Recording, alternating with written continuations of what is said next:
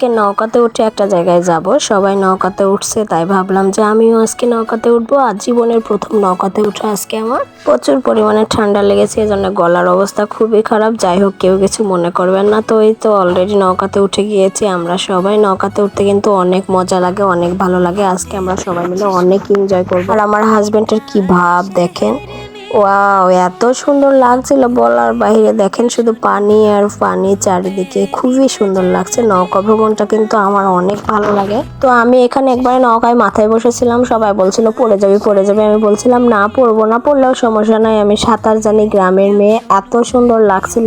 অনেককে দেখি নৌকাতে উঠে দাঁড়ায়, তো খুব সাহস করে আমি দাঁড়িয়েছিলাম আর ওইদিকে ভিডিও করছিলাম একটু, কিন্তু খুবই ভয় ভয় করছিল। তারপরে বসে পড়লাম আর এই পানিতে পা আর হাত দিতে আমার ভীষণ মন চাচ্ছিল। তারপরে একটু দিয়েই ফেললাম, দুই পাটা ভিজালাম আর হাত ভিজালাম, পানিগুলো এত ঠান্ডা ছিল। আর এইদিকে হচ্ছে আমার খাদক যা নৌকাতে বসে বসে বুট ভাজা খাচ্ছে আর বলছে যে আমি শুধু খাই আর খাই।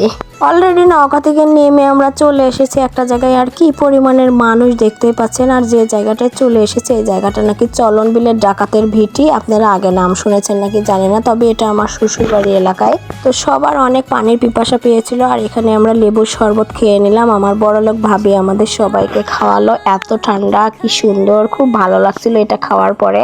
তারপরে বড়লোক ভাবি এখান থেকে কিছু খাবার নিচ্ছিল, বলছিল আমরা একটা ফাঁকা জায়গায় গিয়ে বসে সবাই মিলে খাবো। তারপরে এই তো অলরেডি সবাই এক এক করে বসে পড়তেছে। এত সুন্দর বাতাস, চারিদিকে বিল আর বিল, কি সুন্দর যে লাগছিল। সবাই মিলে কিন্তু একটা জায়গায় ঘুরতে আসলে অনেকটা আনন্দ হয়, অনেকটা মজা হয়। আর আমার কিন্তু ঘুরতে খুবই পছন্দ, খুবই ভালো লাগে। আমি ঘুরতে অনেক ভালোবাসি, কিন্তু আপনাদের ভাইয়ের সময়ই পাই না, এজন্য ঘুরতে নিয়ে যেতে পারে না। তো এখানে আমরা দেখেন দুই স্বামী স্ত্রী খাচ্ছিলাম, সাথে কিন্তু একটা করে শুকনা মরিচও দিয়েছিল, শুকনা মরিচও খাচ্ছিলাম। শুকনা মরিচগুলো এত পরিমাণ ঝাল ছিল, খাওয়ার পরে আমার প্রচন্ড ঝাল লেগেছিল। আর আমাদের দুজনকে কেমন লাগছে বলেন? অনেক সুন্দর লাগছে, তাই না? কে কে খাবেন শুকনা মরিচ আর পেঁয়াজও? চলে আসুন তাড়াতাড়ি। হাজবেন্ডের সাথে ওইভাবে সময় কাটাতে পারি না, ঈদের ছুটির জন্য একটু ভালো মতো সময় কাটালাম, ঘোরাফেরা করলাম, মনটা ভালোই ফ্রেশ হয়ে গেল। বাসায় গিয়ে রুম বন্দি হয়ে থাকতে থাকতে একবারে বোরিং লাগে, এতটা খারাপ লাগে বলার বাইরে। তো সে দেখেন মরিচও খেয়ে নিচ্ছে, প্রচুর পরিমাণে ঝালখোর খেতে পারে, আর আমি এইটুকু খেয়ে আর পারছি না। তারপর বলছে যে আমারটাও খেয়ে নাও, তো বলছে যে না আমি খাবো না, আমার অনেক ঝাল লেগেছে। আর এখানে পাকনা বুড়িটাই হেঁটে হেঁটে বেড়াচ্ছে, আর কি যে আনন্দ করছিল। বাচ্চারা বাইরে আসলে কিন্তু অনেক আনন্দ করে, তাই না? আর এখানে দেখেন মা মেয়ের একবারে টিকটক শুটিং চলছে। তো আমরাও মা ছেলে একটু ভিডিও করে নিলাম, একটু এনজয় করলাম। তারপরে এখানে দেখেন আবারও টিকটক চলছে, তাদের একটা টিকটক করলাম। কি নাচ রে, বাপরে বাপ, দেখছেন?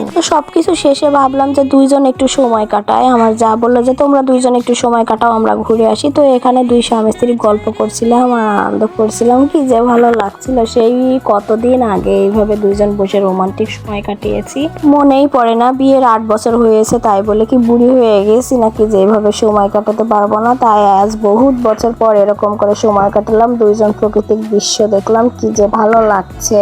আমাকেও সে তাদের এলাকা সম্পর্কে বলছিল যে এটাকে ডাকাতের ভিটি বলে। এই জায়গাতে বিকেলবেলা প্রচুর পরিমাণে মানুষ আছে, তাই আমাদেরও আজকে আসা। তো যাই হোক, অনেক বসে থাকলাম, ঘুরে বেড়ালাম, খাওয়া দাওয়া করলাম। এখন বাসার উদ্দেশ্যে চলে যাব, কারণ সন্ধ্যা লেগে আসছে। আমরা সবাই এখন নৌকাতে উঠে পড়বো। তো যাই হোক, আজকের ভিডিও এখানেই শেষ করছি। আল্লাহ হাফেজ।